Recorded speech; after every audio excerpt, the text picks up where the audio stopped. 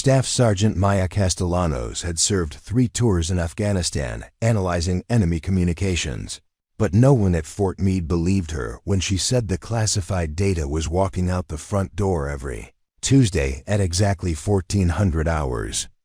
The same commanders who had praised her pattern recognition skills in Kandahar now dismissed her concerns as paranoia, until the day she presented evidence that would destroy a 20-year military career and expose a network of betrayal that reached into the highest levels of command.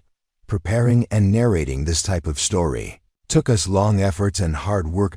So if you are enjoying the story, please consider subscribing to our channel. The fluorescent lights in the basement of Building 6841 cast harsh shadows across rows of computer terminals, each workstation humming with the quiet intensity of encrypted data streams flowing through classified networks.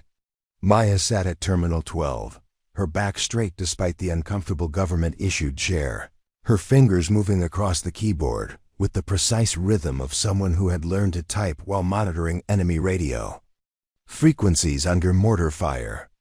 The basement smelled of recycled air and old coffee, punctuated by the occasional whir of cooling fans working overtime to prevent the sensitive equipment from overheating. Her security clearance badge hung from a retractable cord clipped to her uniform blouse, the plastic slightly worn at the edges from 3 years of daily use since returning from her final deployment. The badge granted her access to systems that most people didn't know existed, databases containing information that could shift the balance of international relations if it fell into the wrong hands. Maya understood the weight of that responsibility in ways that her civilian colleagues never could, having seen firsthand what happened when intelligence operations failed and good people died because someone hadn't paid attention to the patterns. Hidden in the noise, the workstation displayed multiple screens simultaneously, each one showing different aspects of network security monitoring for the Joint Intelligence Facility. Maya's job involved tracking data access patterns, monitoring for unusual file transfers, and identifying potential security breaches before they could compromise sensitive operations. It was meticulous work that required the same kind of focused attention she had brought to intercepting Taliban communications in remote Afghan valleys, but without the immediate life or death stakes that had made every decision feel urgent and meaningful. Her colleagues in the cybersecurity division appreciated her technical competence but seemed uncomfortable with the intensity she brought to routine tasks, while others treated network monitoring as a relatively predictable desk job. Maya approached each day with the hypervigilance of someone who knew that missing small details could have catastrophic consequences. She logged every anomaly, no matter how minor, and maintained detailed personal notes about patterns that the automated systems might overlook. The other analysts often gathered around the break room table during lunch, discussing weekend plans and sharing photos from family gatherings.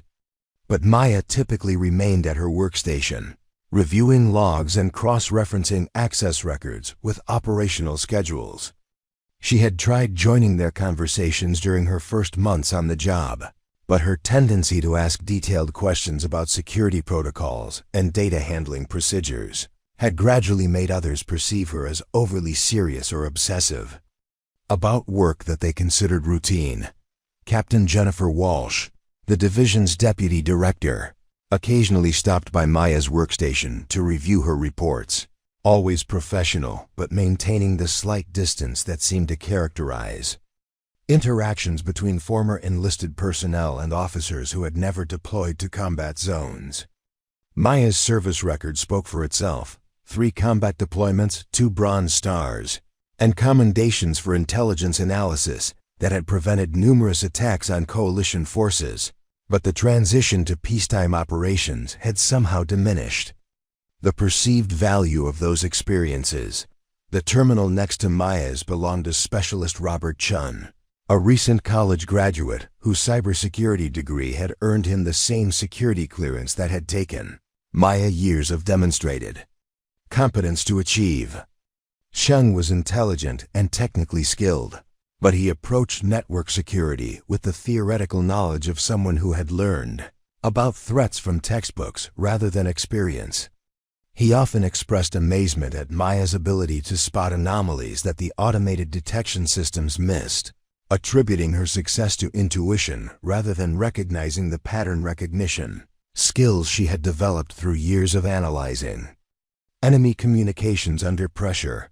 During her afternoon shift, Maya typically reviewed data access logs from the previous 24 hours, looking for unusual patterns that might indicate security breaches or policy violations. The work required patience and attention to detail, qualities that military service had reinforced through countless hours of monitoring radio frequencies and analyzing intelligence reports. Each log entry represented a potential piece of a larger puzzle, and Maya had learned to approach the data with the same systematic methodology that had made her successful at identifying enemy communication patterns in Afghanistan. The facility operated under strict protocols regarding data handling and access control, with multiple layers of authentication required for different classification levels. Every file transfer, database query, and system access was logged automatically, creating an electronic trail that could be analyzed for suspicious activity. Most analysts relied primarily on automated alerts to identify potential problems, but Maya preferred to review the raw logs herself, having learned through experience that the most dangerous threats often hid in the spaces between official detection. Parameters. Her workstation included access to historical data going back several years, allowing her to identify long-term patterns that might not be apparent in daily monitoring reports. Maya had gradually developed her own analytical framework for categorizing different types of access patterns, distinguishing between normal operational activity and anomalies that warranted closer investigation. The approach required significantly more time than standard procedures recommended, but it had already identified several security policy violations that automated systems had missed. Colonel Marcus Thompson, the facility commander, had acknowledged Maya's analytical contributions during several briefings, but his praise typically focused on her ability to identify technical problems, rather than recognizing the broader security insights her work provided. Thompson was a career logistics officer who had earned his position through administrative competence rather than operational experience, and he seemed to view cybersecurity as primarily a technical challenge rather than an intelligence discipline that required understanding of human behavior and adversary tactics. The disconnect between Maya's approach to security analysis and the facility's standard operating procedures created occasional friction during staff meetings and briefings. When she raised concerns about patterns that didn't fit normal operational parameters, other analysts often provided technical explanations that addressed the immediate symptoms without considering the possibility of more sophisticated threats. Maya had learned to present her findings carefully, supporting her observations with detailed documentation that was difficult to dismiss. But she remained aware that her colleagues sometimes perceived her thoroughness as excessive attention to minor issues. The basement facility operated continuously, with overlapping shifts ensuring that critical systems remained monitored around the clock.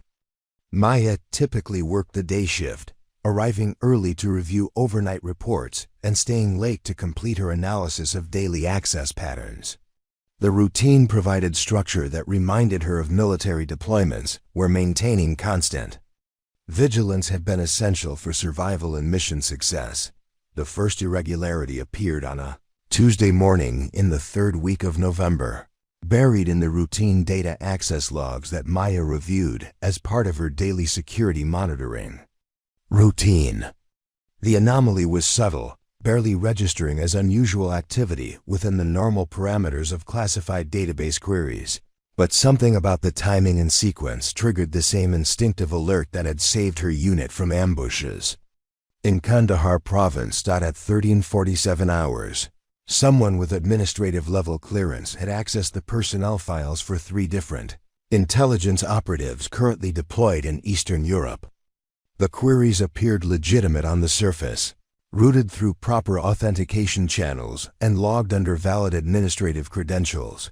But the specific combination of files and the timing of the access created a pattern that felt wrong to Maya's trained intuition. Each individual query could be explained by routine administrative requirements, but together they suggested someone was building a comprehensive picture of operational assets in a particular geographic region. Maya pulled up the detailed access logs on her secondary monitor, examining the metadata associated with each database query. The digital signatures indicated that the requests had originated from Terminal 7 in the administrative wing, accessed using Colonel Thompson's personal authentication codes during a period when he was documented as being in a classified briefing 3 buildings away.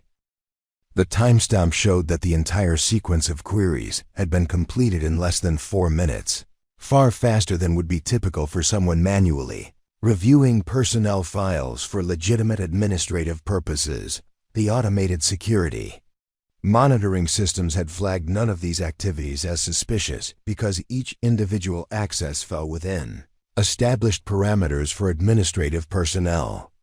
The queries had been conducted using valid credentials during normal business hours, accessing files that were within the authorization level of the account being used. From the perspective of the electronic monitoring systems, nothing irregular had occurred that warranted investigation or escalation to security personnel. Maya opened her personal analysis notebook, a digital file she maintained outside the official reporting system to track patterns and observations that might not meet the threshold for formal security reports. She logged the time, date, and specific details of the anomalous access pattern, including the geographic focus of the personnel files and the unusual speed of the queries. Her years of analyzing enemy communications had taught her that the most dangerous intelligence operations often appeared routine when examined individually, revealing their true nature only through careful analysis of timing, context, and operational patterns. The personnel files that had been accessed belonged to operatives working in countries that were currently experiencing increased tensions with Russian intelligence services. Maya knew from her security briefings that these regions were considered high-priority targets for foreign intelligence collection, making any unauthorized interest in personnel assignments potentially significant for operational security.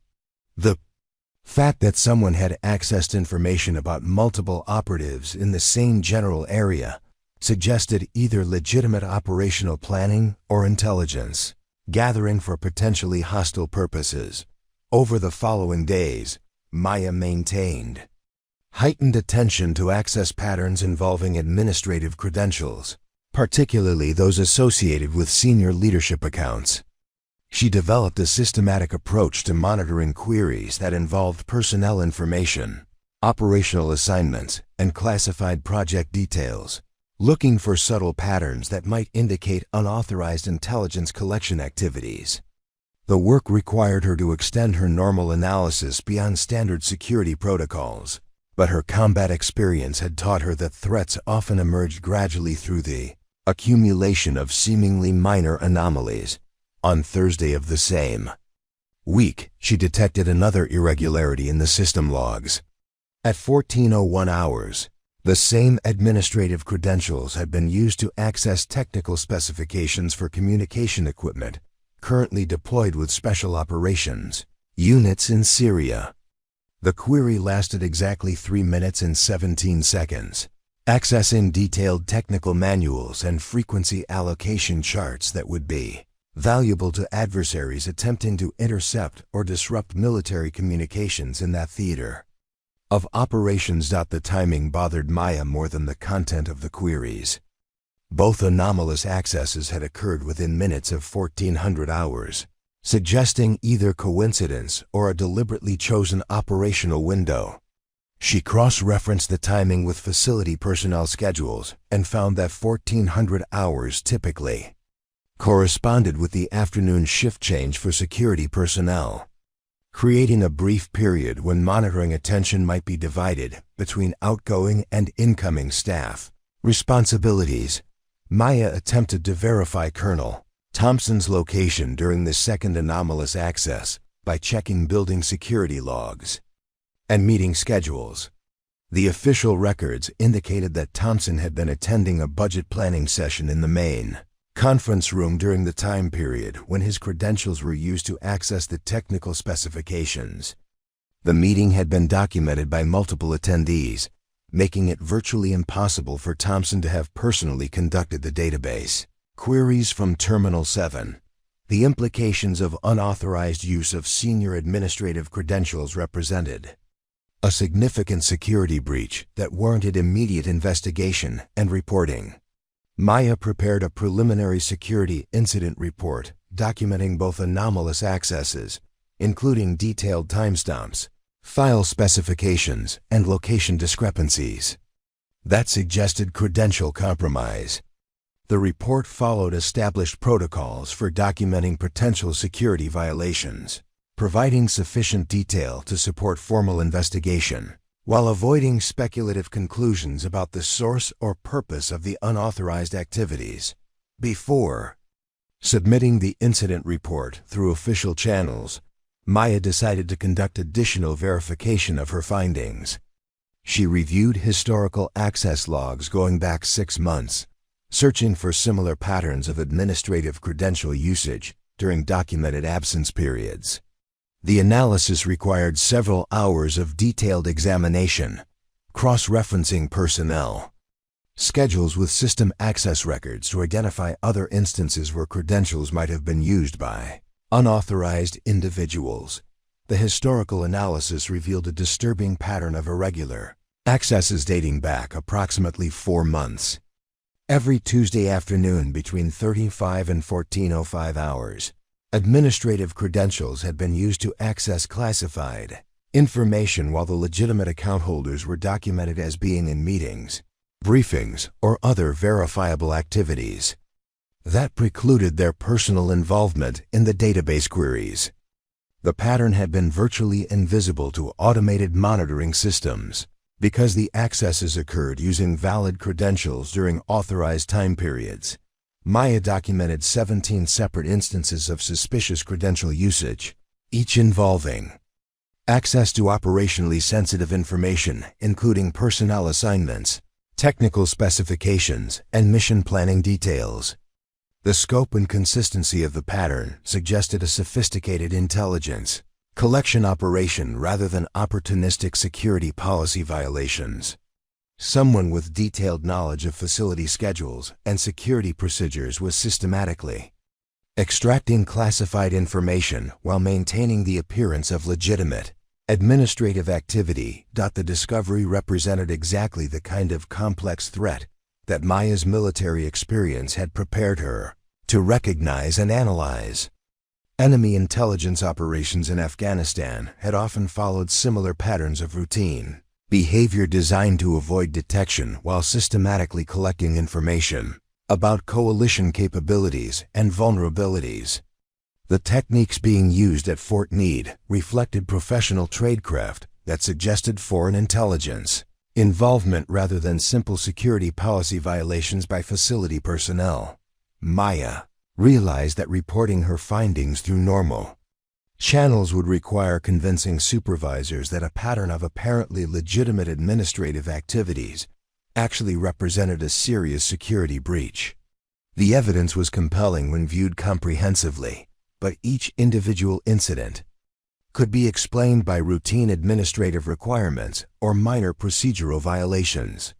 Successfully communicating the significance of her discovery would require careful presentation of the cumulative evidence and its implications for operational security. Maya scheduled a meeting with Captain Walsh on Friday morning, bringing her comprehensive analysis of the suspicious access patterns along with supporting documentation that detailed 17 instances of credential irregularities over the previous 4 months.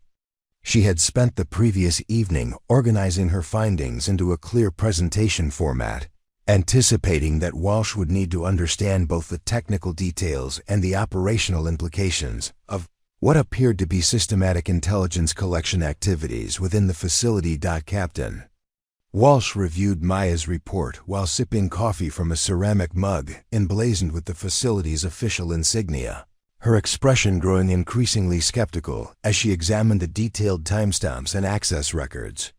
The office was small and efficiently organized, with framed certificates covering one wall and a computer terminal that displayed the same security monitoring interfaces that Maya used at her workstation.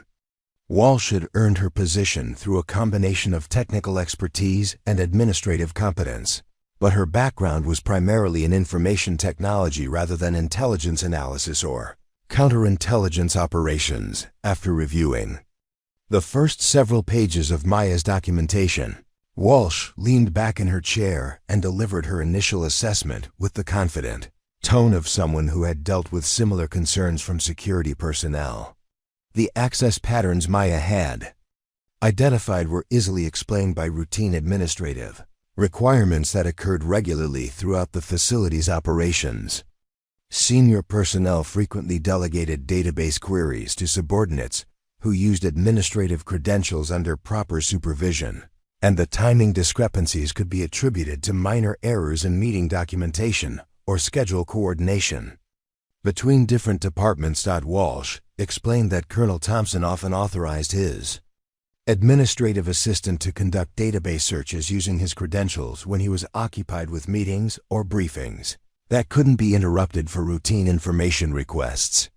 The practice was technically within established guidelines, as long as the authorized user remained under direct supervision and the access served legitimate administrative purposes. The fact that Thompson's physical location couldn't always be verified during database accesses reflected the normal complexity of managing multiple responsibilities. Rather than evidence of credential compromise or unauthorized usage, the timing pattern that Maya had identified as suspicious could be explained by standard administrative scheduling practices within the facility. The 1,400-hour time frame corresponded with the period when most morning meetings concluded and afternoon administrative tasks typically began, making it a logical time for personnel to conduct database queries and information gathering activities.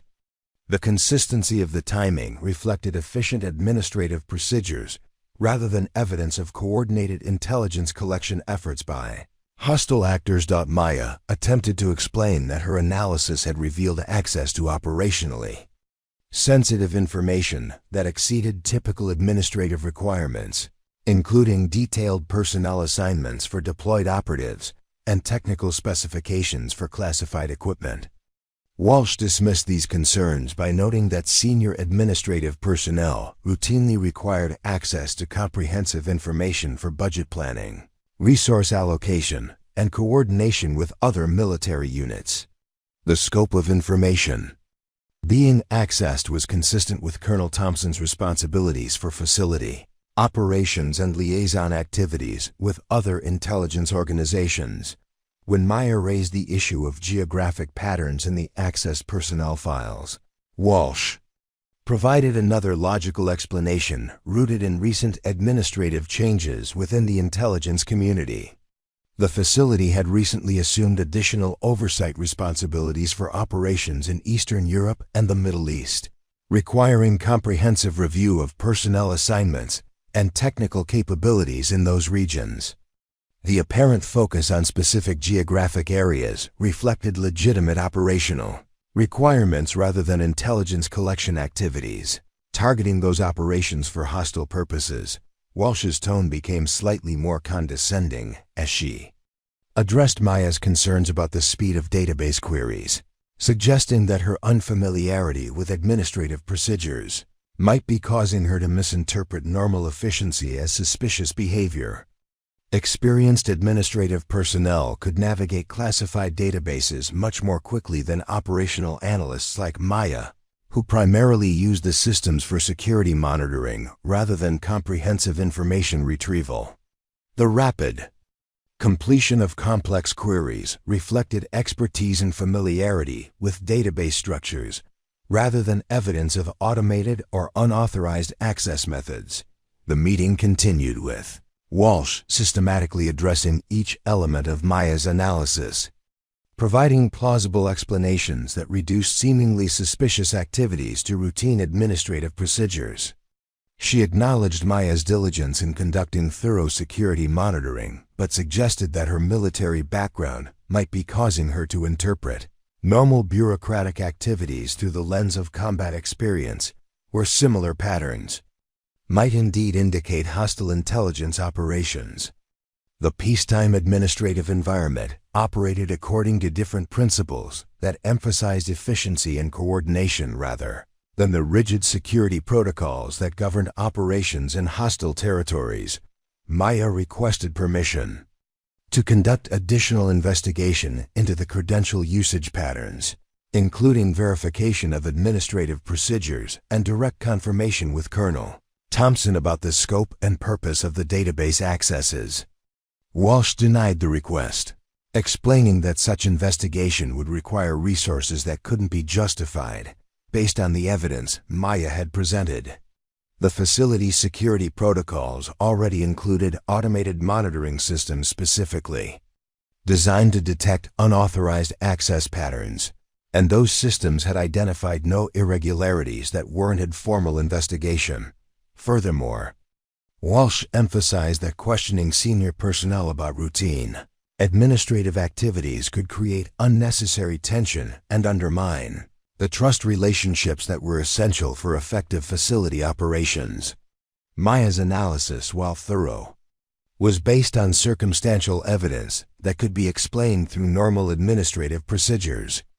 Pursuing formal investigation without stronger evidence of actual security violations would be inappropriate and potentially damaging to Maya's professional relationships within the facility. As the meeting concluded, Walsh offered what she presented as constructive guidance for Maya's future security monitoring activities. She recommended that Maya focus her analysis on clear violations of established security protocols rather than attempting to identify subtle patterns that might indicate sophisticated intelligence operations.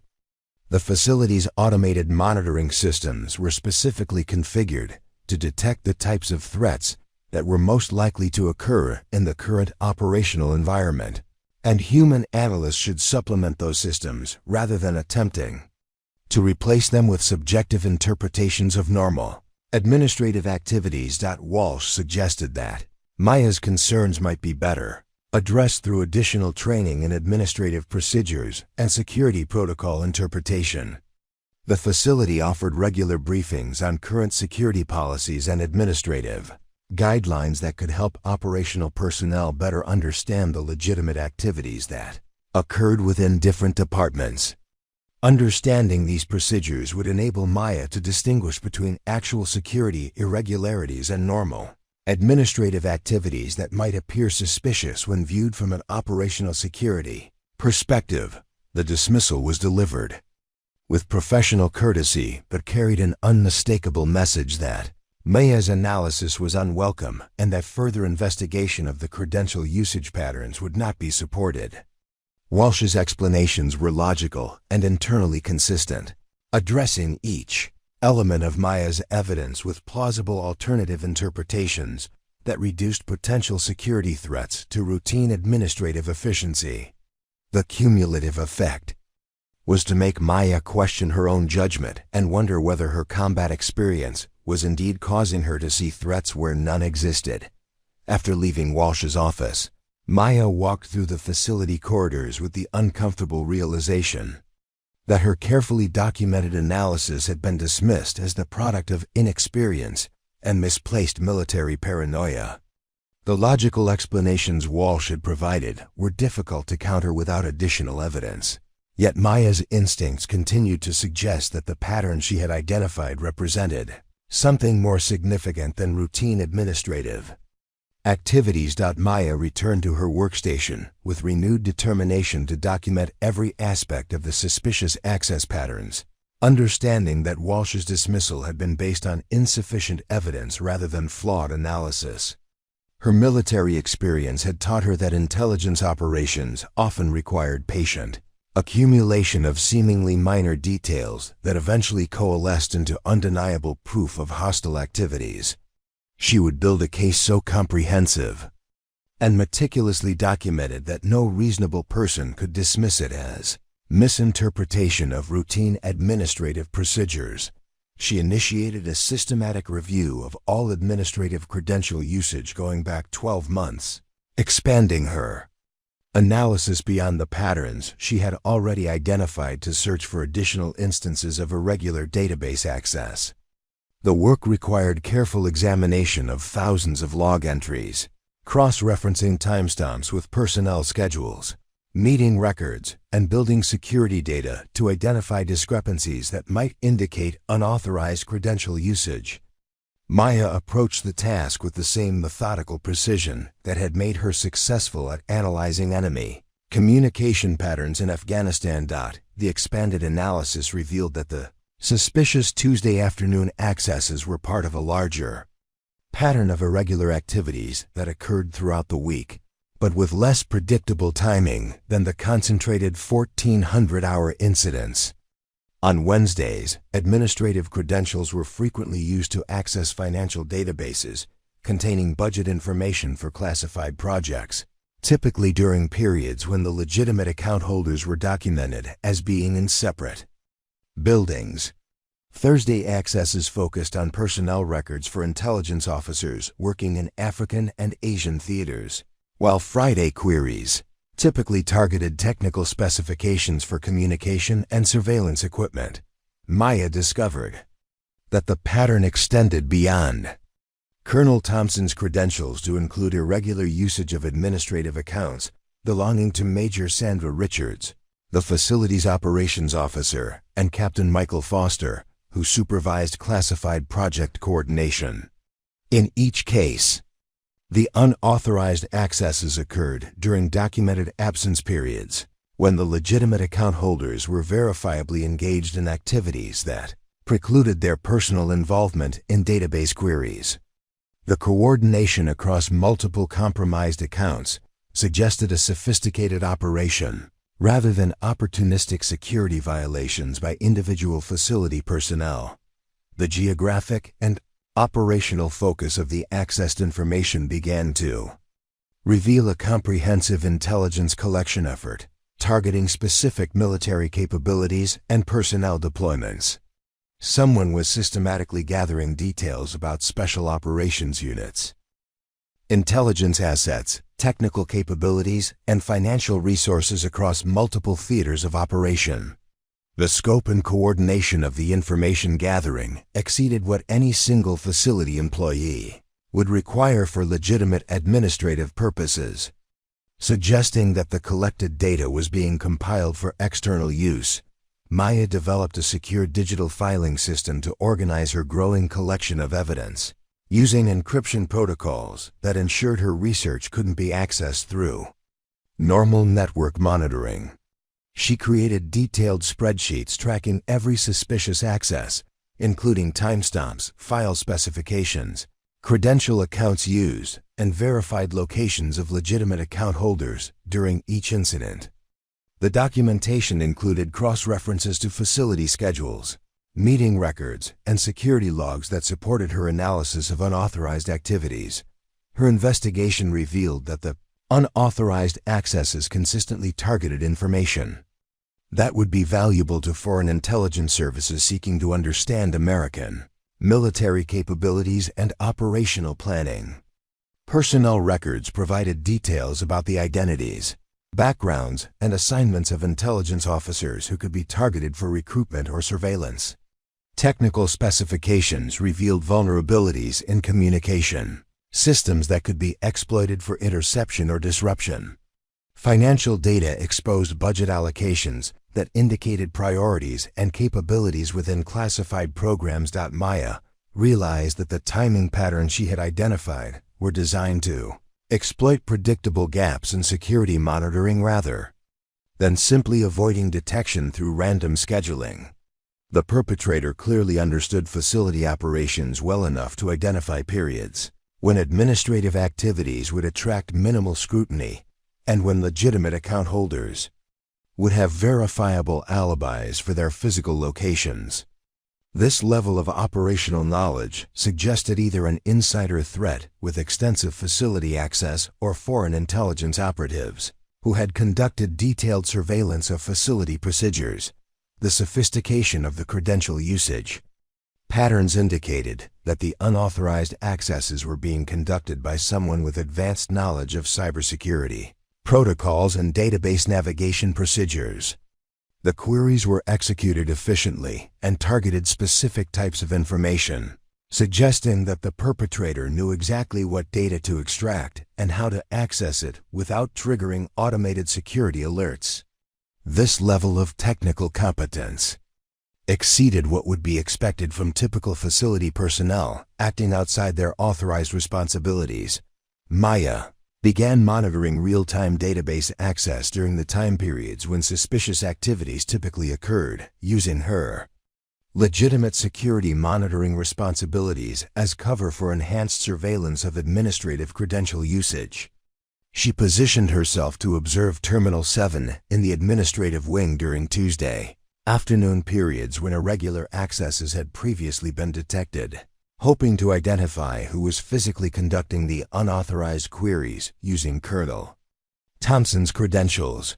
The surveillance required careful coordination to avoid attracting attention from other facility personnel who might question why Maya was conducting observation activities outside her normal security monitoring duties. She developed plausible explanations for her presence in different areas of the facility, using legitimate security inspection responsibilities and routine equipment maintenance schedules to justify her movements throughout the building during critical time periods. On the fourth Tuesday of her enhanced surveillance, Maya observed Lieutenant Colonel James Morrison, the facility's deputy commander, entering the administrative wing at approximately 13:55 hours, while Colonel Thompson was documented as attending a classified briefing in Building 6847. Morrison proceeded directly to Terminal 7 and began conducting database queries using what appeared to be Thompson's administrative credentials. Accessing personnel files for intelligence operatives currently deployed in Ukraine and Poland. The observation provided direct evidence that administrative credentials were being used by unauthorized personnel, but it also complicated Maya's analysis because Morrison held legitimate administrative authority within the facility. His access to classified information was authorized at the highest levels, and his presence in the administrative wing could be explained by normal command responsibilities. However, his use of Thompson's specific credentials rather than his own account, combined with the timing during Thompson's documented absence, suggested deliberate circumvention of security protocols. Maya documented Morrison's activities through careful observation and photographic evidence taken with her authorized security inspection equipment. She recorded the precise timing of his database accesses, the specific terminals he used, and the apparent scope of information he retrieved. During the session, the documentation was challenging because she needed to maintain surveillance without alerting Morrison to her observation activities, requiring her to position herself strategically while appearing to conduct routine security inspections. Discovery that Morrison was personally conducting unauthorized database accesses using compromised credentials transformed Maya's investigation from a cybersecurity issue into a potential counterintelligence case involving senior facility leadership. Morrison's rank and administrative authority provided him with access to virtually all classified information within the facility, making his unauthorized activities particularly dangerous for operational security.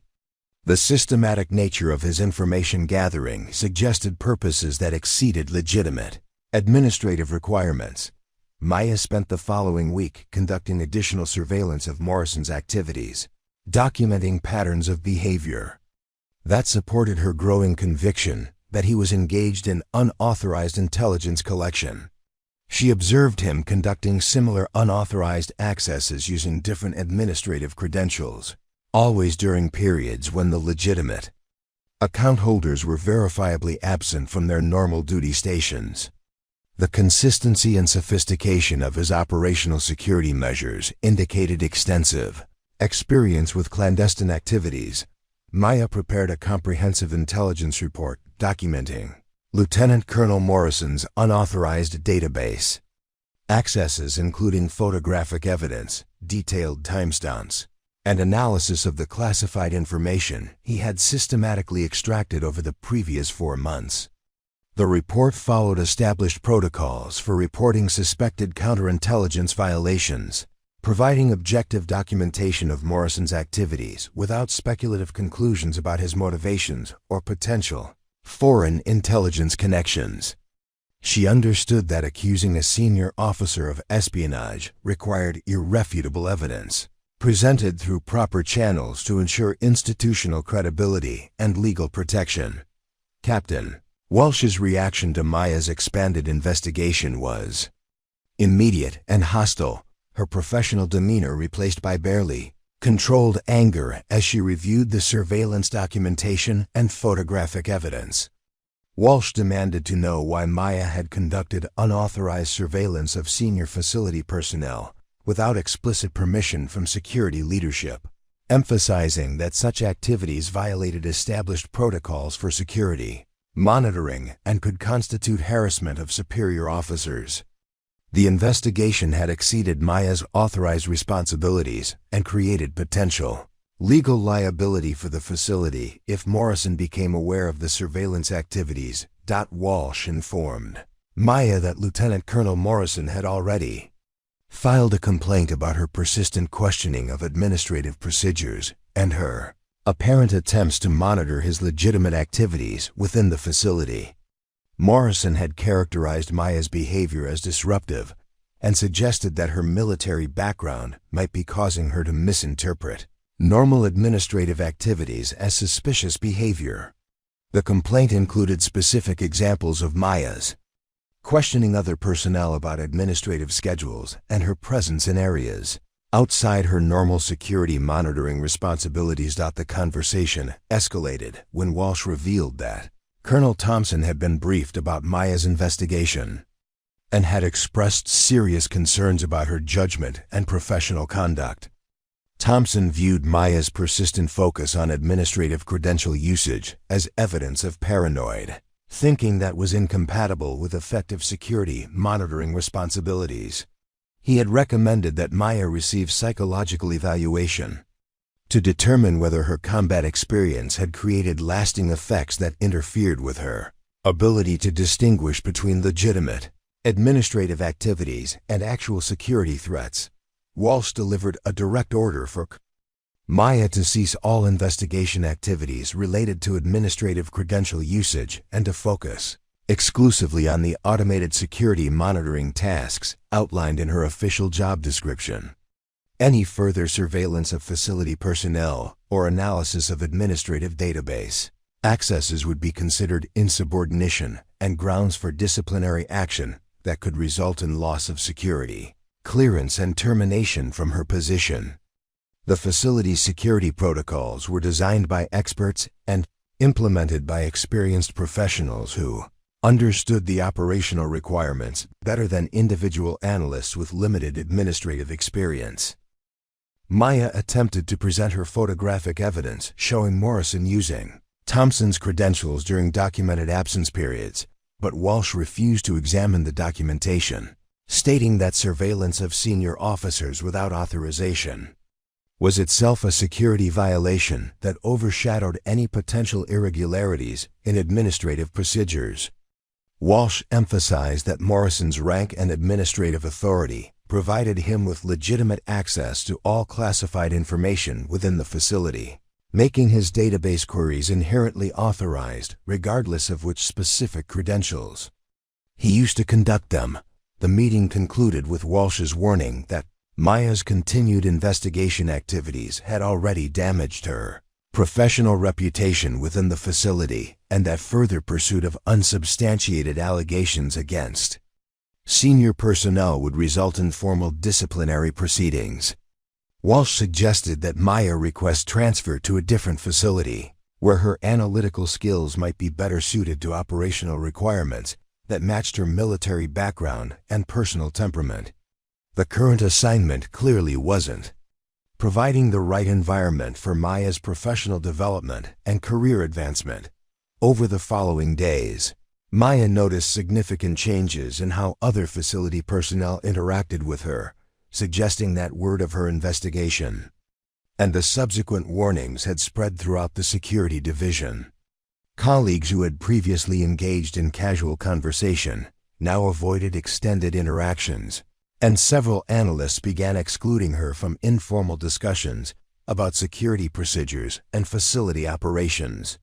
The isolation was subtle but unmistakable, creating a professional environment where Maya felt increasingly disconnected from her peers and supervisors.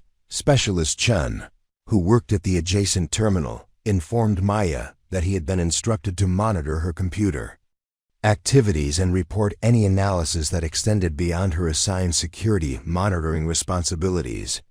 The directive had come from Captain Walsh and included specific guidance about documenting Maya's database queries, file accesses, and any attempts to conduct surveillance or investigation activities related to administrative personnel. Shun appeared uncomfortable with the monitoring assignment, but emphasized that he was obligated to follow orders from security leadership. Maya realized that her investigation had triggered a defensive response from facility leadership that extended beyond simple dismissal of her concerns to active measures designed to prevent further investigation and isolate her from information that might support her analysis. The institutional resistance suggested that her discoveries had identified something significant enough to warrant coordinated efforts to discredit her findings and limit her access to evidence that could substantiate allegations of unauthorized intelligence collection activities. The psychological evaluation that Colonel Thompson had recommended was scheduled for the following week, conducted by a military psychologist who specialized in assessing the mental health and professional competence of personnel with security clearances. Maya understood that the evaluation represented an official challenge to her judgment and professional capacity, with potential consequences that could include loss of security clearance, reassignment to non-sensitive duties, or medical discharge from military service. The evaluation would focus on her decision-making processes, her interpretation of normal administrative activities as security threats, and her persistence in pursuing investigation activities despite direct orders to cease such efforts. Maya spent her evenings reviewing her documented evidence and considering her options for preserving the intelligence she had gathered about Morrison's unauthorized activities. The photographic documentation and detailed analysis represented months of careful investigation that had revealed what appeared to be systematic intelligence collection by a senior facility officer, but the institutional response had effectively prevented her from pursuing formal counterintelligence reporting through established channels. She faced the choice between accepting the dismissal of her concerns and finding alternative methods to ensure that the potential security threat was properly investigated. The pressure to abandon her investigation was accompanied by increasing scrutiny of her daily activities and performance evaluations that suggested her supervisors were building a case for her removal from security monitoring responsibilities. Maya's access to certain classified databases was quietly restricted, and her workstation was relocated to a position where her activities could be more easily observed by supervisory personnel. The changes were presented as routine administrative adjustments, but they effectively limited her ability to conduct the comprehensive analysis that had enabled her to identify Morrison's suspicious activities. Maya contacted the facility's inspector general office to inquire about procedures for reporting suspected counterintelligence violations when the allegations involved senior personnel within her immediate chain of command. The inquiry was handled by a junior administrative officer who informed her that such allegations required substantial evidence and formal endorsement from her immediate supervisors before they could be processed through official investigation channels. Without support from Captain Walsh or Colonel Thompson, Maya's concerns would be considered unsubstantiated, allegations that didn't meet the threshold for formal counterintelligence.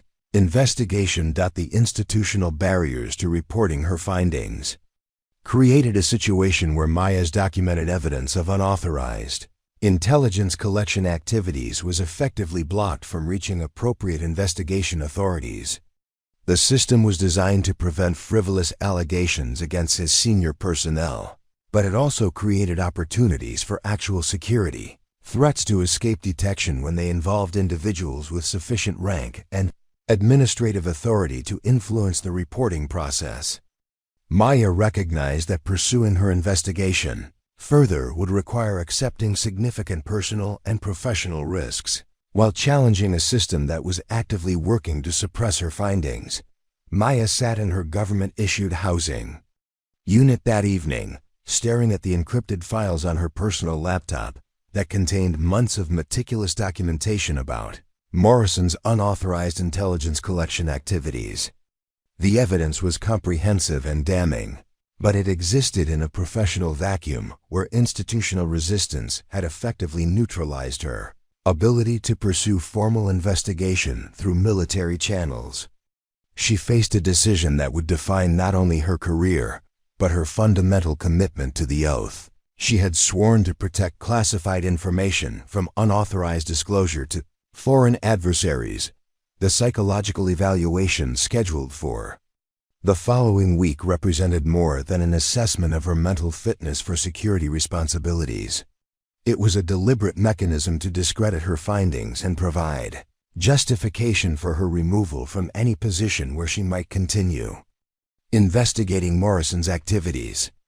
Maya understood that once the evaluation concluded, that her combat experience had created paranoid tendencies that interfered with her professional judgment. Her allegations would be permanently dismissed as the products of psychological instability.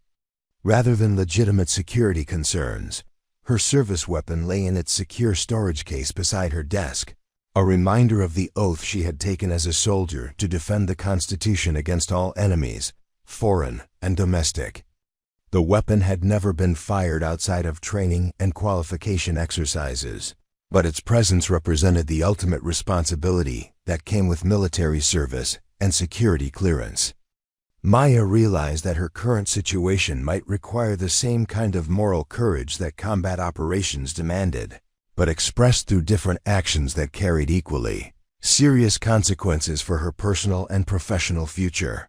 Maya opened an encrypted communication application on her personal device and initiated contact with Agent Sarah Martinez from the FBI's Counterintelligence Division, whom she had met during a joint training exercise 18 months earlier.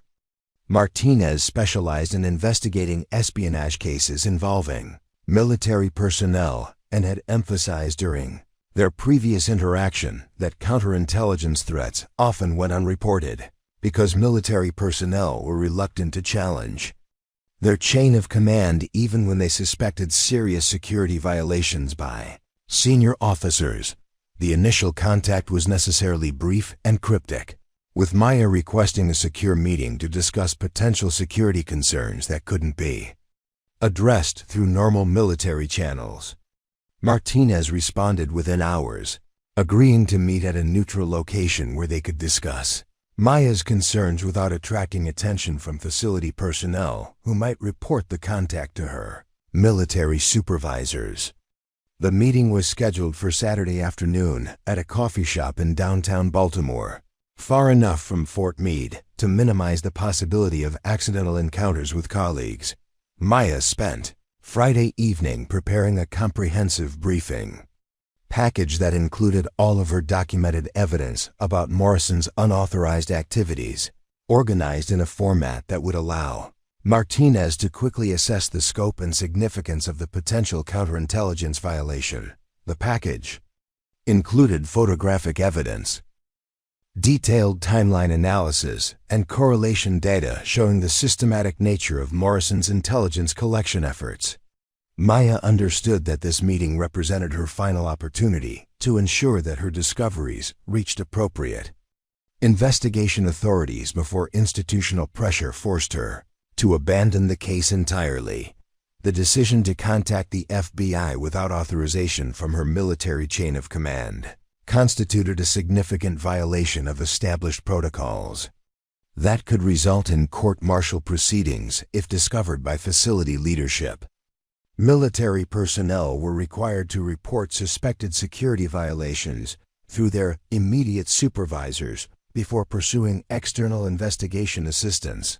But Maya's experience with Walsh and Thompson had demonstrated that normal channels were compromised by institutional resistance to acknowledging serious security threats involving senior personnel. Saturday morning brought unusually heavy snow that created ideal conditions for conducting surveillance detection activities as Maya prepared to leave for her meeting with Martinez.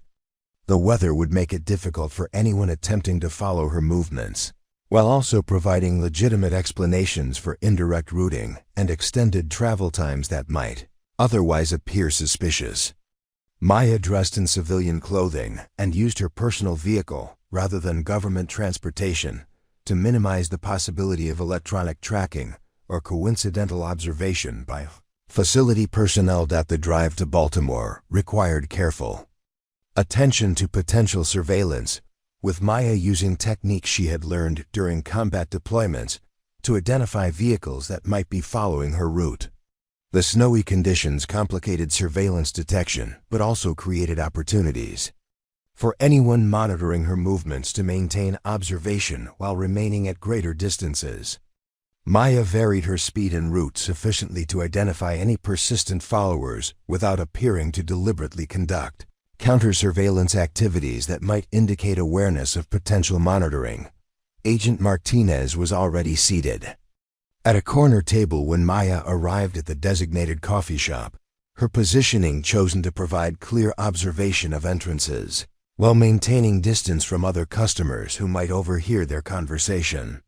Martinez was a veteran counterintelligence investigator whose experience with military espionage cases had taught her to approach such meetings with appropriate caution and professional skepticism.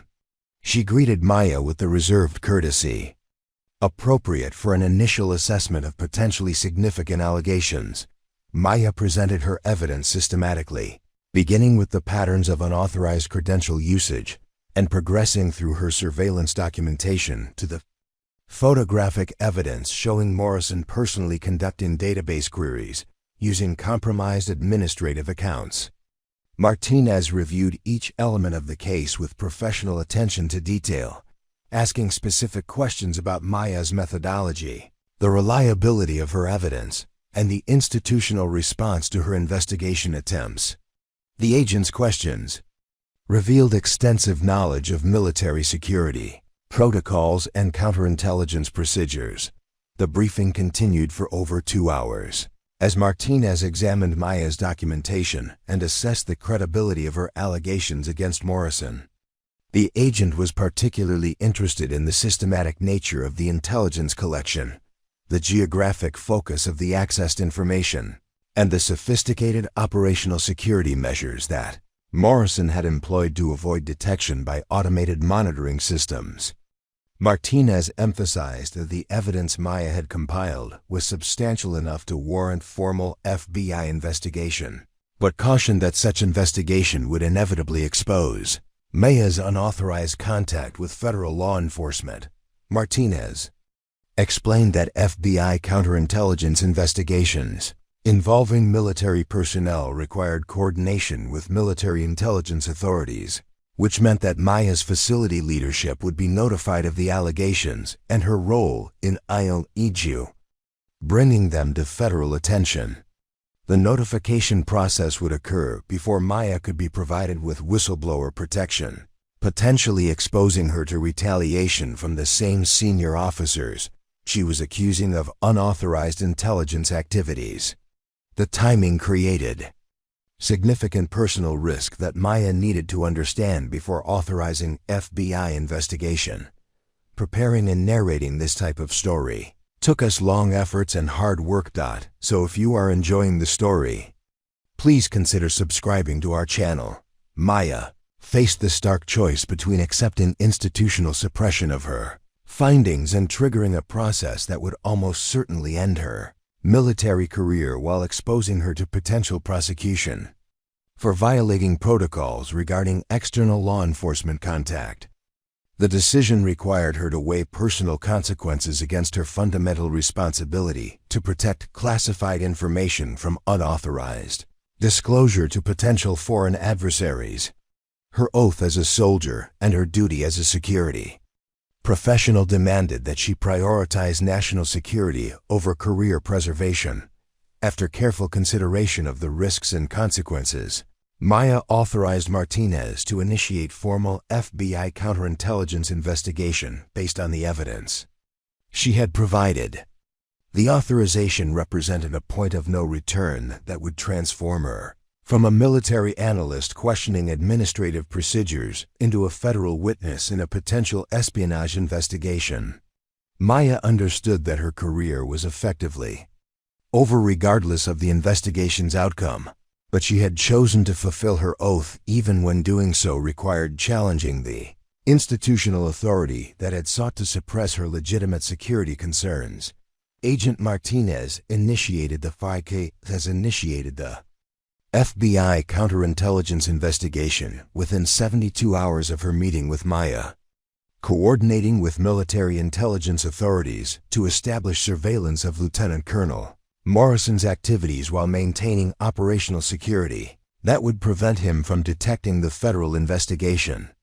The Bureau's approach involved deploying experienced counterintelligence agents who specialized in monitoring military personnel suspected of unauthorized intelligence collection, using sophisticated electronic surveillance and physical observation techniques that exceeded the capabilities available to facility security personnel. The FBI's initial assessment confirmed Maya's analysis of Morrison's systematic intelligence gathering, but revealed that the scope of his activities extended far beyond what she had been able to document through her limited surveillance capabilities. Federal investigators discovered that Morrison had been conducting unauthorized database accesses for over 18 months, extracting classified information about military operations in multiple theaters while maintaining careful operational security designed to avoid detection by routine security monitoring procedures. Electronic surveillance of Morrison's personal communications revealed encrypted contact with individuals identified by FBI counterintelligence as suspected foreign intelligence operatives, including a Russian diplomatic official who maintained cover as a cultural attached but was known to the Bureau as a senior intelligence officer specializing in military technology acquisition. The communications indicated that Morrison had been providing classified technical specifications and personnel information in exchange for substantial financial compensation, deposited in offshore accounts that he had established under false identities. Maya received notification of these developments through a secure communication channel that Martinez had established for providing updates about the investigation's progress while maintaining protection for Maya's identity as the source of the initial allegations. The information was both vindication of her analytical conclusions and confirmation that Morrison's activities represented exactly the kind of sophisticated espionage operation that posed serious threats to national security and operational effectiveness of military units worldwide.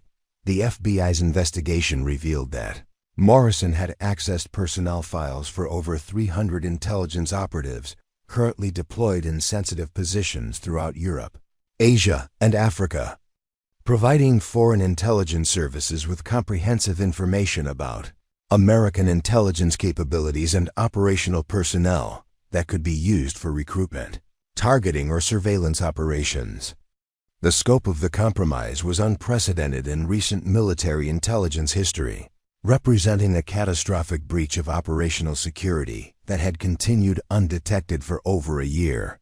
Technical analysis of Morrison's database queries showed that he had systematically extracted equipment specifications for classified communication systems, surveillance technologies, and defensive capabilities that American forces relied upon for protection in hostile environments.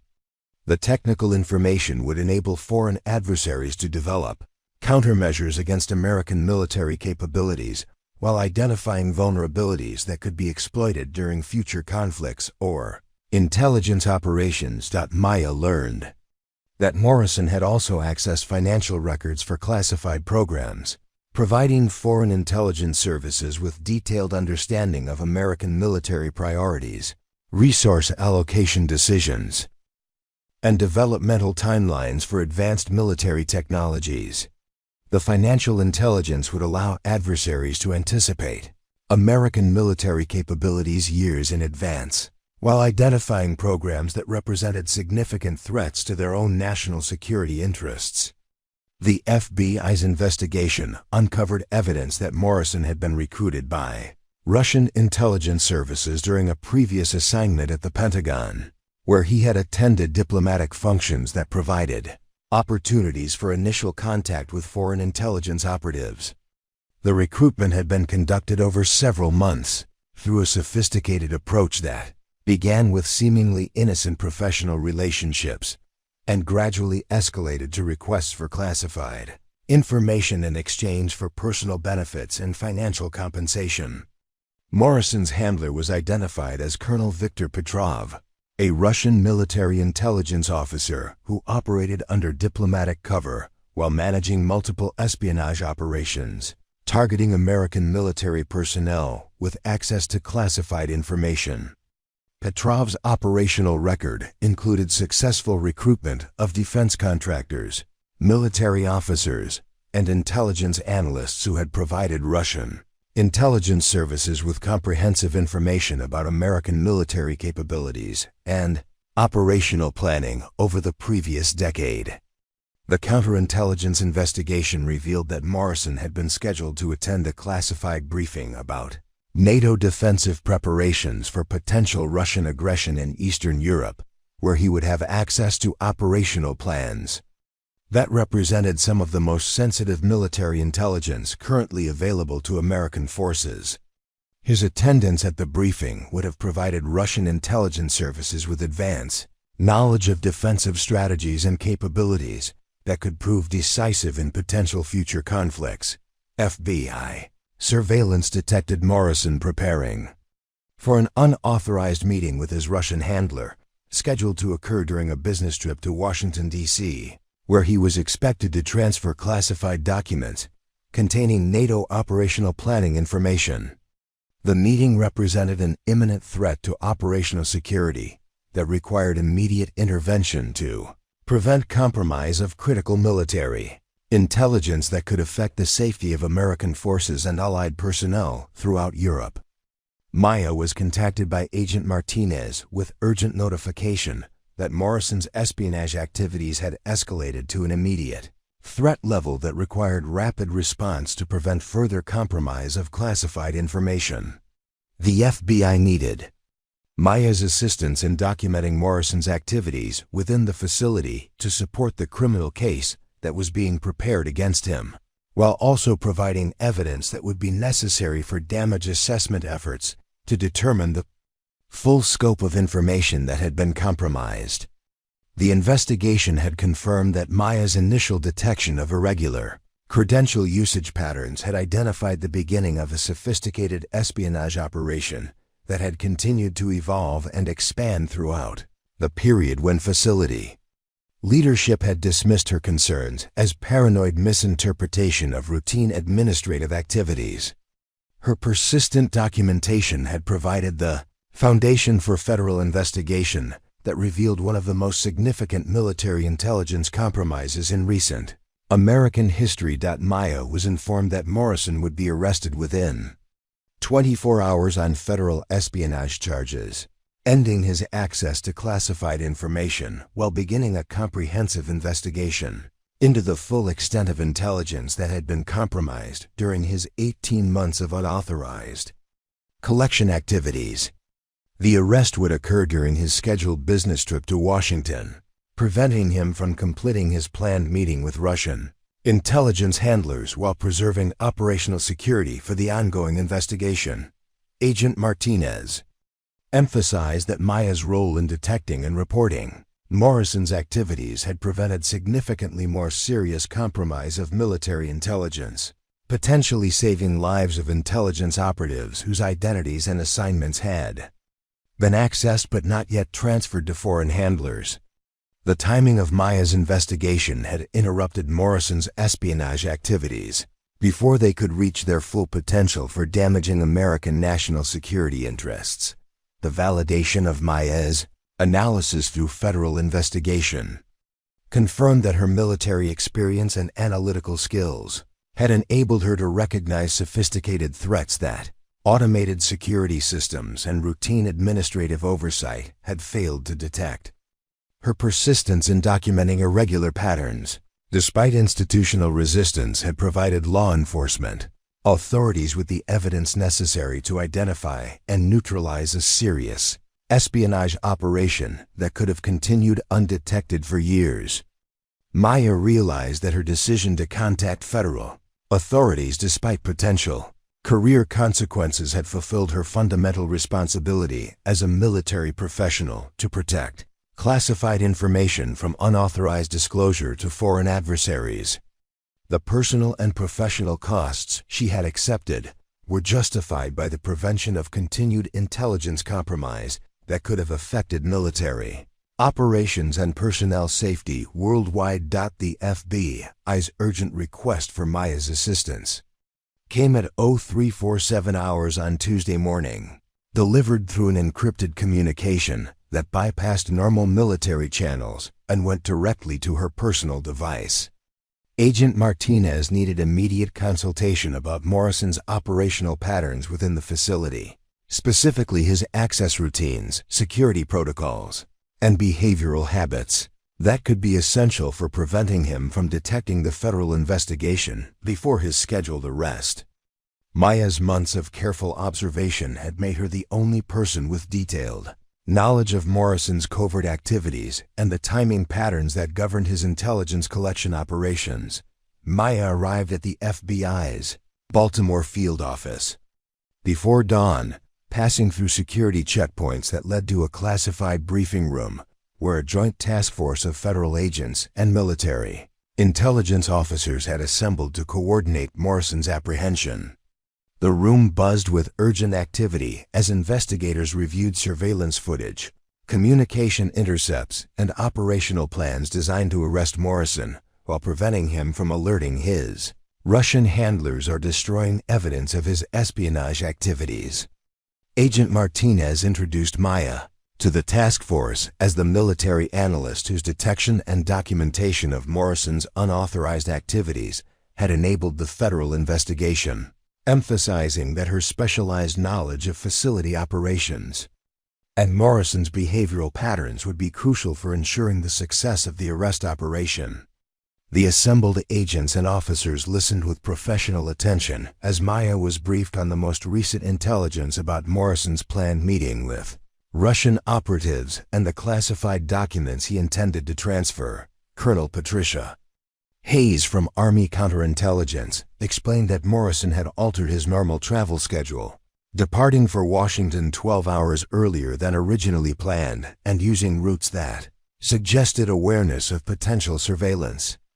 The change in his operational security indicated either natural caution or possible detection of the federal investigation, requiring immediate adjustment of arrest plans to prevent him from escaping or completing his intelligence transfer to foreign handlers. Maya reviewed Morrison's historical travel patterns from her surveillance documentation, identifying behavioral indicators that could help distinguish between routine security consciousness and genuine awareness of federal investigation. She noted that Morrison typically conducted reconnaissance activities before important meetings, including route variations and timing adjustments designed to detect potential surveillance, making his current behavior consistent with normal operational security rather than specific awareness of FBI involvement. The task force needed Maya's assessment of Morrison's psychological profile and stress responses to predict how he might react when confronted with evidence of his espionage activities. Her observations of his behavior under routine workplace Pressure provided insights into his personality characteristics that could be essential for conducting an interrogation, designed to elicit cooperation and full disclosure of his intelligence activities. Maya described Morrison's tendency toward calculated responses and his ability to maintain composure under questioning, suggesting that confronting him would require comprehensive evidence and strategic psychological pressure.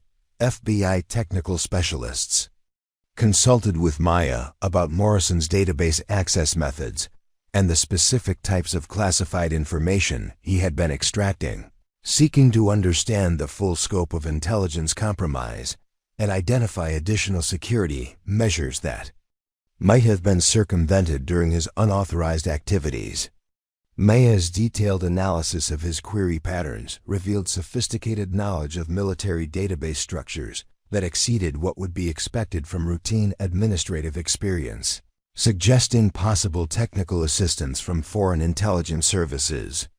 The emergency briefing revealed that Morrison possessed current access codes for classified facilities in Washington that he could potentially use to extract additional intelligence before his scheduled meeting with Russian handlers.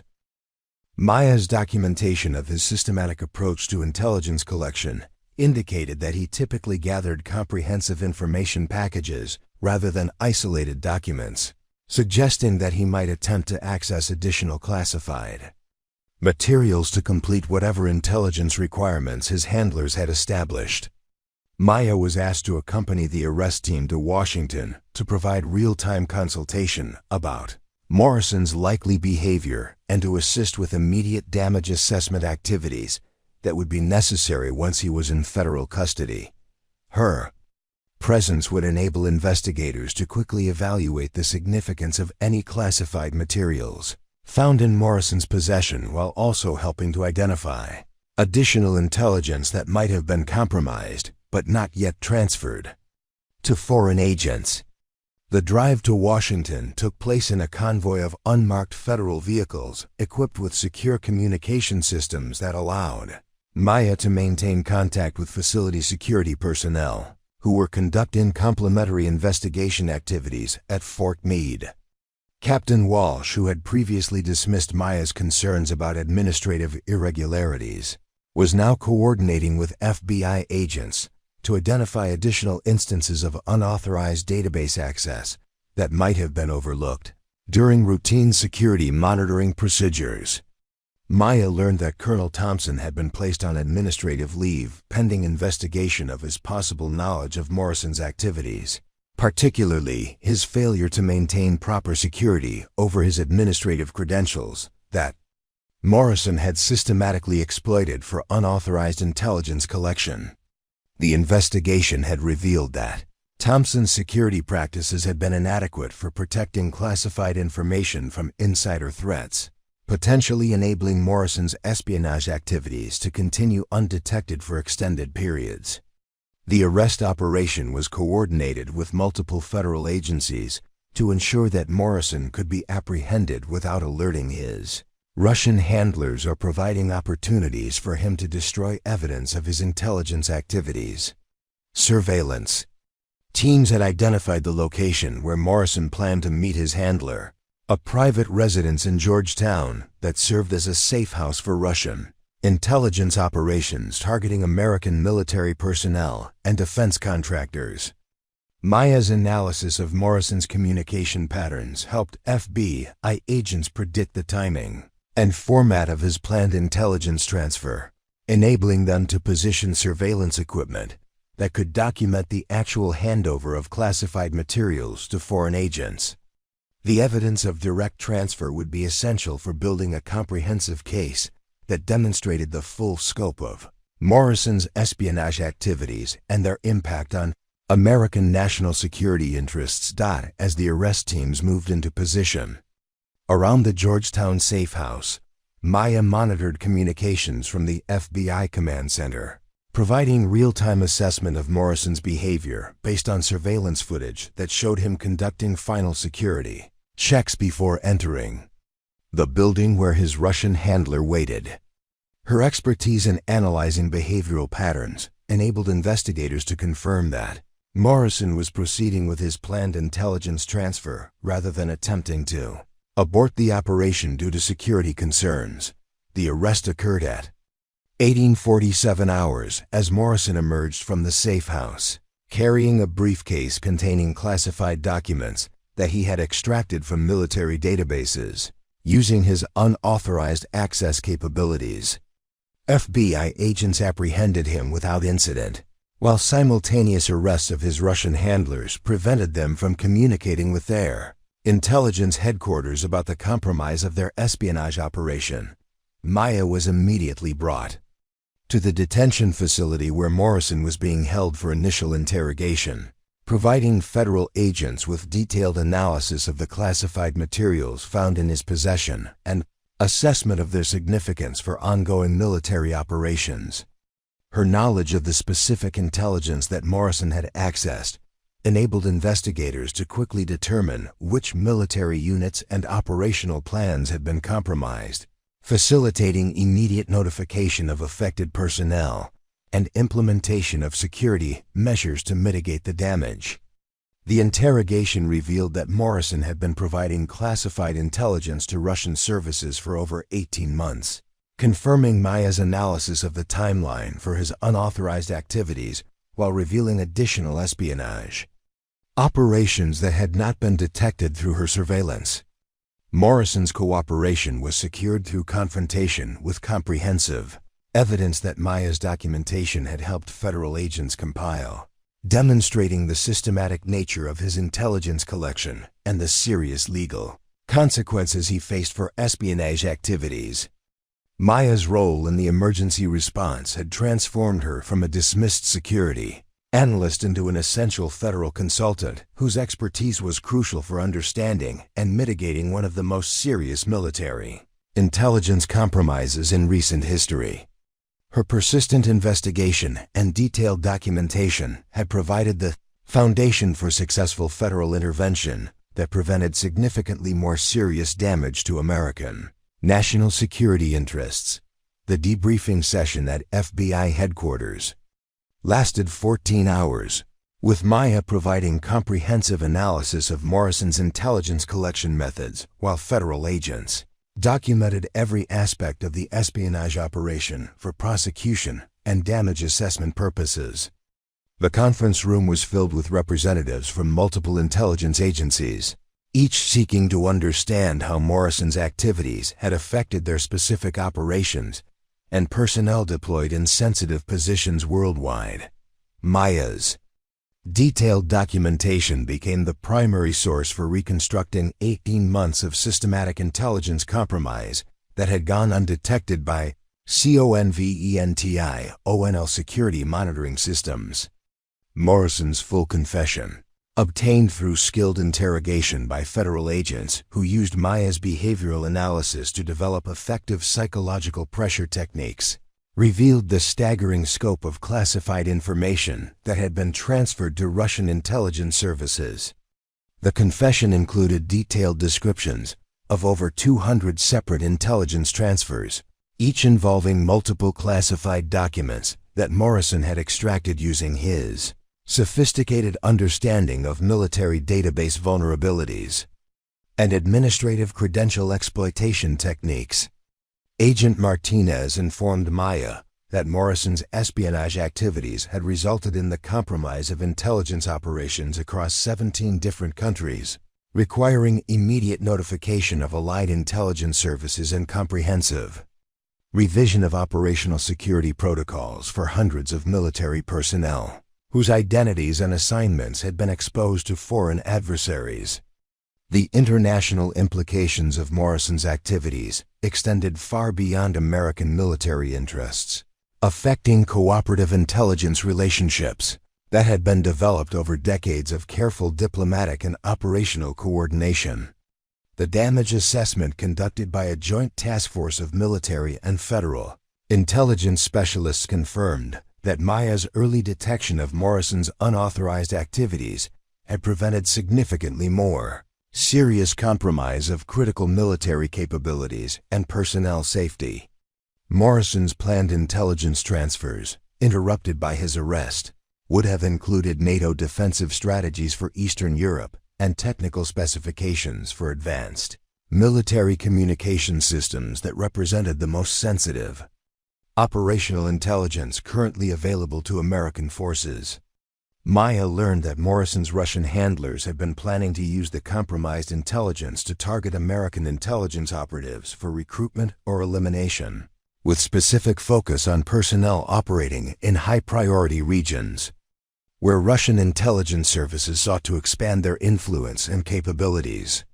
The personnel information that Morrison had extracted would have enabled systematic compromise of American intelligence networks throughout Europe and Asia, potentially destroying decades of carefully developed operational relationships and capabilities. Major General Robert Carson, the senior military intelligence officer overseeing the damage assessment, personally briefed Maya on the strategic implications of her discovery and the institutional changes that would be implemented based on her findings. Carson emphasized that Maya's analytical methods and persistent investigation had identified vulnerabilities in military security protocols that had been unknown to senior leadership, requiring comprehensive revision of access control procedures and monitoring systems throughout the military intelligence community.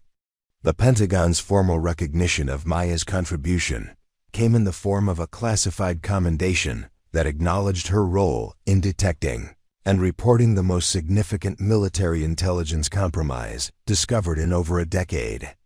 The commendation cited her professional competence, analytical expertise, and moral courage in pursuing investigation activities despite institutional resistance from superiors who had failed to recognize the seriousness of the security threats she had identified through careful observation and documentation.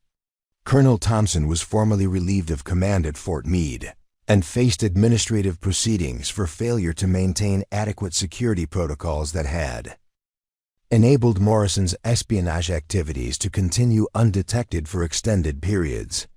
The investigation revealed that Thompson's negligent security practices, including inadequate protection of administrative credentials and insufficient oversight of database access activities, had directly contributed to the compromise of classified information that Morrison had systematically extracted. Captain Walsh requested transfer to a different assignment after acknowledging that her dismissal of Maya's security concerns had been based on incomplete understanding of sophisticated insider threats and inadequate appreciation for the analytical expertise that Maya brought to security monitoring responsibilities. Walsh's transfer was approved with notation that her future assignments would include additional training in counterintelligence procedures and advanced threat detection methodologies. Maya received orders promoting her to Master Sergeant and assigning her to a new position as Senior Counterintelligence Analyst for the Army's Insider Threat Detection Program, where her expertise in identifying sophisticated espionage operations would be used to develop training curricula and analytical procedures for security personnel throughout the military intelligence community. The promotion represented unprecedented recognition for an enlisted analyst and reflected institutional acknowledgement that her capabilities exceeded conventional expectations for personnel at her rank and experience level. The Senate Intelligence Committee requested classified briefing from Maya about her detection methods and the institutional failures that had enabled Morrison's espionage activities to continue despite early indicators that should have triggered investigation by facility security personnel. Maya's testimony was instrumental in developing legislative recommendations for improving military security protocols and ensuring that future threats would be detected and reported through appropriate channels rather than dismissed by personnel who lacked understanding of sophisticated intelligence operations. The FBI established Maya as a consultant for their military counterintelligence division, providing her with federal credentials that enabled her to assist with investigation of suspected espionage cases involving military personnel and defense contractors. Her expertise in analyzing database access patterns and behavioral indicators became essential for federal agents who lacked detailed understanding of military operational procedures and security protocols that potential espionage subjects might exploit. Morrison's prosecution resulted in conviction on multiple federal espionage charges, with his cooperation in damage assessment activities, reducing his sentence to 35 years in federal prison rather than potential execution that his intelligence transfers could have warranted under military justice provisions. The prosecution established legal precedents for addressing sophisticated insider threats that exploited technological vulnerabilities and administrative credential compromise to conduct systematic intelligence collection activities. Maya's analytical methods were incorporated into standard training procedures for military security personnel, with specific emphasis on detecting patterns of unauthorized activity that might appear routine when examined individually, but revealed sophisticated threats when analyzed comprehensively over extended time periods. Her approach to combining technical analysis with behavioral observation became the foundation for advanced threat detection programs implemented throughout the military intelligence community. The International Intelligence Conference, held 6 months after Morrison's arrest, featured Maya as a keynote speaker, addressing the challenges of detecting sophisticated insider threats in modern military organizations. Her presentation emphasized the importance of human analytical capabilities in supplementing automated security monitoring systems, particularly for identifying threats that were specifically designed to avoid detection by electronic surveillance and routine administrative oversight procedures. Colonel Patricia Hayes, who had initially supervised the investigation of Morrison's activities, recommended Maya for advancement to warrant officer status with assignment to the Army's elite counterintelligence support activity, where her expertise would be applied to the most sensitive national security investigations, requiring advanced analytical capabilities and operational experience. The recommendation represented extraordinary recognition for Maya's professional competence and the strategic value of her contributions to military security. Maya's transformation from dismissed security analyst to recognized counterintelligence expert demonstrated that persistent investigation and professional competence could overcome institutional resistance when supported by comprehensive documentation and willingness to accept personal risks for the protection of national security interests. Her success validated the importance of individual analytical expertise in detecting sophisticated threats that exceeded the capabilities of conventional security monitoring systems. The facility at Fort Meade was redesigned with enhanced security protocols that incorporated Maya's recommendations for detecting unauthorized credential usage and monitoring administrative activities that might indicate insider threat operations. Her influence on institutional security procedures ensured that future analysts would have the support and authority necessary to investigate suspicious activities without facing the dismissal and resistance that had characterized her own experience. Maya's quiet vindication had transformed military counterintelligence procedures while establishing her reputation as one of the most capable threat detection analysts in the intelligence community, proving that careful observation and persistent investigation could identify and neutralize sophisticated espionage operations that pose serious threats to national security and operational effectiveness of American military forces worldwide. 2 years after Morrison's conviction, Maya stood before an auditorium filled with newly graduated intelligence analysts from across all branches of military service, delivering the keynote address at the annual Military Intelligence Symposium held at the National Defense University in Washington.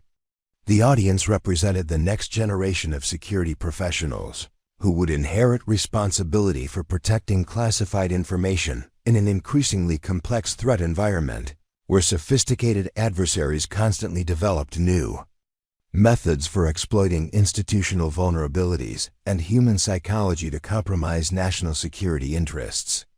Her presentation focused on the systematic approach she had developed for detecting insider threats, emphasizing the critical importance of combining technical analysis with behavioral observation to identify patterns that automated monitoring systems were specifically designed to miss. The analytical framework that had enabled her to detect Morrison's espionage activities had been refined through extensive testing and validation, becoming the foundation for training programs implemented throughout the military intelligence community and allied nations seeking to improve their counterintelligence capabilities. The Defense Intelligence Agency had established the Castellanos method as mandatory training for all personnel assigned to sensitive security monitoring positions, requiring comprehensive instruction in pattern recognition techniques, database analysis procedures, and institutional resistance management that prepared analysts to persist with legitimate investigations despite dismissive responses from supervisors who might not understand sophisticated threat indicators. The training program included case studies from Maya's investigation of Morrison, providing detailed examples of how seemingly routine administrative activities could conceal systematic intelligence collection operations.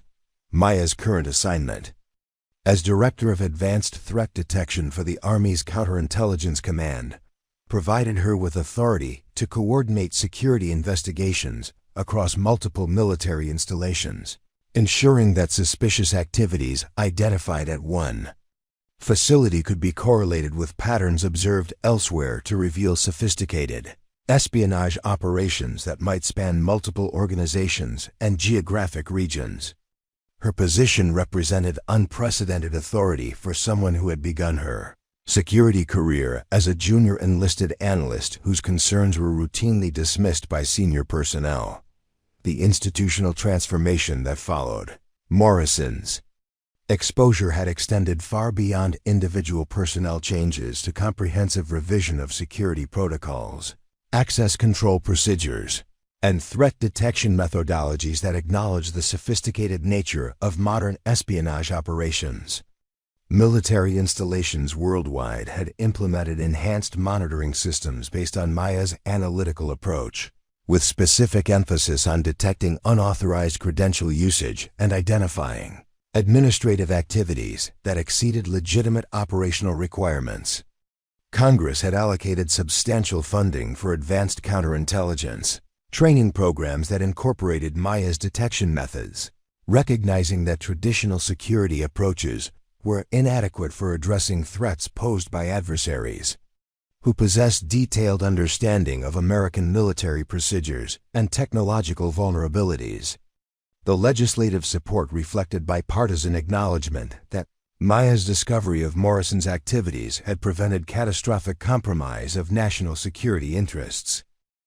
While revealing systemic weaknesses that required immediate attention and long-term institutional reform, the international intelligence community had embraced Maya's analytical framework as a model for improving insider threat detection capabilities.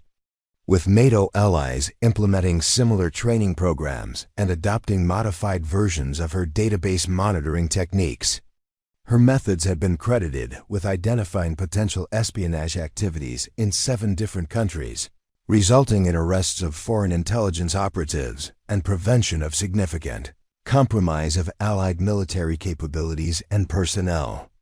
Safety. Maya's influence extended beyond technical security procedures to fundamental changes in how military organizations addressed concerns raised by junior personnel who identified potential threats that contradicted assessments by senior leadership.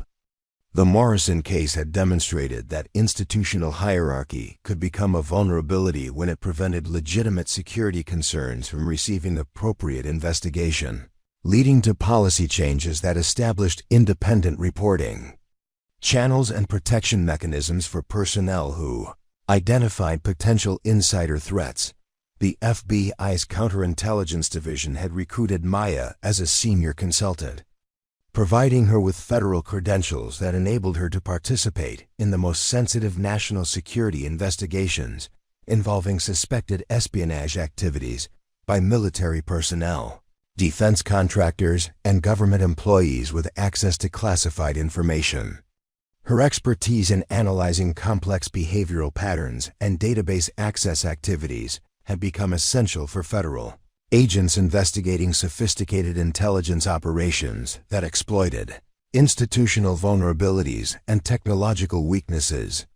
Morrison investigation had revealed that foreign intelligence services were systematically targeting military personnel with specific technical expertise and administrative access, requiring comprehensive revision of security clearance procedures and personnel monitoring protocols.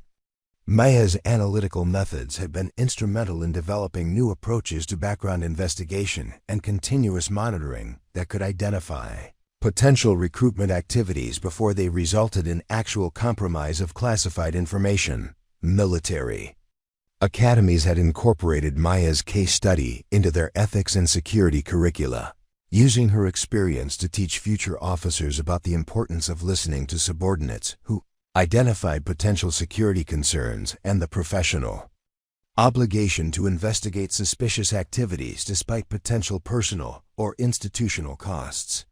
The education programs emphasized that effective security required contributions from personnel at all levels of military hierarchy, not just senior leadership and specialized security officers.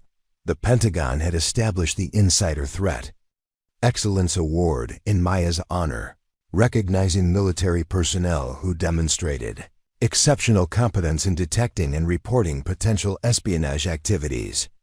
The annual award ceremony included comprehensive briefing about Maya's investigation methods and the institutional changes that had resulted from her persistence in pursuing legitimate security concerns, despite resistance from superiors who failed to understand the significance of the threats she had identified.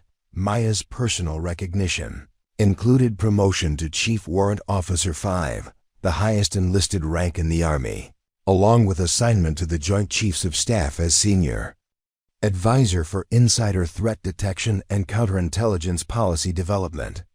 Her position provided direct access to senior military leadership and enabled her to influence security policies that affected all branches of military service and allied nations. Participating in cooperative intelligence operations. The comprehensive damage assessment of Morrison's espionage activities had confirmed that Maya's early detection and persistent investigation had prevented compromise of intelligence operations that could have resulted in deaths of American operatives and allied personnel operating in hostile environments. The lives saved through her professional competence and moral courage represented validation of her decision to pursue investigation activities despite institutional resistance and personal risks to her military career. Former colleagues who had initially dismissed Maya's concerns, including several who had participated in the mockery and isolation she experienced during her investigation, had requested opportunities to apologize for their failure to recognize the validity of her security analysis. These conversations had been professionally cordial, but served as reminders that institutional pressures to conform could prevent recognition of legitimate expertise when it contradicted conventional assumptions about administrative procedures and routine operations. The transformation of Maya's professional reputation from paranoid analyst to recognized expert had occurred gradually as the full implications of Morrison's espionage activities became apparent through comprehensive investigation and damage assessment. Military personnel who had previously viewed her analytical approach as obsessive attention to minor details now understood that her methods represented sophisticated threat detection capabilities that exceeded standard security monitoring procedures. Maya's legacy extended beyond her personal vindication to fundamental changes in how military organizations approached insider threat detection, with specific emphasis on supporting analytical expertise, regardless of rank or institutional position. Her experience had demonstrated that the most dangerous security threats often required recognition by personnel who possessed specialized knowledge and analytical capabilities rather than senior leadership who relied primarily on routine administrative oversight and automated monitoring systems. The quiet persistence that had characterized Maya's investigation of Morrison's activities had become a model for military personnel facing similar challenges, proving that professional competence and moral courage could overcome institutional resistance when supported by comprehensive documentation and willingness to accept personal risks for the protection of national security interests. Her transformation from dismissed analyst to recognized expert represented hope for other military personnel whose analytical insights might be essential for detecting future threats that exceeded conventional detection capabilities. Maya's story had become required reading for security personnel throughout the military intelligence community, serving as both technical instruction in advanced threat detection methods and inspiration for analysts who might face similar institutional resistance when investigating sophisticated threats that challenged conventional assumptions about security procedures and administrative activities. Her example demonstrated that individual expertise and persistent investigation could achieve results that transformed institutional understanding of complex security challenges affecting military operations worldwide. 5 years later, Maya received a secure message from Agent Martinez containing a single photograph. 2 young intelligence analysts at a NATO facility in Estonia, both women, standing beside a computer terminal displaying anomalous database access patterns they had detected through methods taught in the Castellanos curriculum. The analysts had identified a sophisticated Russian intelligence operation targeting Baltic defense capabilities, their discovery preventing compromise of critical military information that could have affected the security of 3 allied nations. The photograph was accompanied by a brief note explaining that the Estonian analysts had initially faced dismissal from their supervisors, who characterized their concerns as misinterpretation of routine administrative activities. But the institutional changes Maya had inspired meant that their findings received immediate investigation rather than bureaucratic resistance. The Russian operation was neutralized within days, with no careers destroyed and no analysts forced to choose between professional safety and national security. Maya kept the photograph on her desk at the Pentagon, a reminder that her quiet victory had created ripple effects extending far beyond her personal vindication. The young analysts in Estonia would never know her name or understand how her persistence had created the institutional framework that protected their discoveries and validated their expertise. But they would never experience the isolation and dismissal that had once threatened to silence the very insights that saved lives and protected classified information from hostile adversaries. Her story proved that the most important victories often happened in silence, achieved by people who refused to accept that faint signals were meaningless noise. Sometimes the greatest courage wasn't found in dramatic confrontations, but in the patient accumulation of truth that eventually became impossible to ignore. What patterns are you noticing in your own life that others might be missing? Have you ever felt dismissed when you knew something important was happening? Share your thoughts in the comments below. Your story might inspire someone else to trust their instincts when it matters most. If you found Maya's journey as compelling as we did, make sure to hit that subscribe button and join our community of everyday heroes whose quiet persistence changes the world. New stories of courage and vindication drop every week, because sometimes the most extraordinary victories belong to ordinary people who simply refuse to give up.